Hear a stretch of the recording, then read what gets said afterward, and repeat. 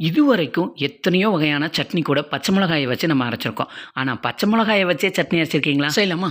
இப்ப ஒரு 100 கிராம் அளவுக்கு பச்சை மிளகாய காம்பனிட்டு இந்த மாரி கட் பண்ணி எடுத்து வச்சுக்கலாம். ஆனா, கண்டிப்பா குண்டு பச்சை மிளகாய் எடுத்துறாதீங்க. இந்த மாரி நீட்ட பச்சை மிளகாய் இருக்கு இல்லையா? அந்த பச்சை மிளகாய் எடுத்துக்கணும். அதுதான் வந்து கொஞ்சம் காரம் கம்மியா இருக்கும். இப்போ ஒரு பேன்ல கொஞ்சமா நல்லெண்ணெய் எடுத்துக்கங்க.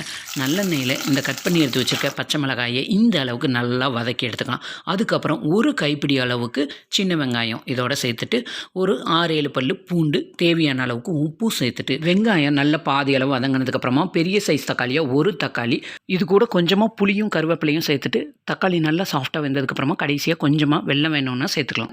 தக்காளி நல்லா வதங்கினதுக்கப்புறமே ஸ்டவ் ஆஃப் பண்ணிட்டு, இது நல்லா ஆற வச்சுட்டு, இதை மிக்ஸி ஜார்ல சேர்த்து கொரகொரப்பா அரைச்சிட்டு, இப்போ ஒரு பேன்ல கொஞ்சமா தேங்காய் எண்ணெய், கடுகு, கருவேப்பிலை போட்டு தாளிச்சு ஊற்றிருங்க. சூப்பரான பச்சை மிளகாய் சட்னி ரெடி ஆயிடுச்சு. இது சூடான சாதத்தோட பெசஞ்சு சாப்பிட்டா சூப்பரா இருக்கும். இட்லி, தோசைக்கு சூப்பரா இருக்கும். வீடியோ பிடிச்சிருந்தா சப்ஸ்கிரைப் பண்ணுங்க.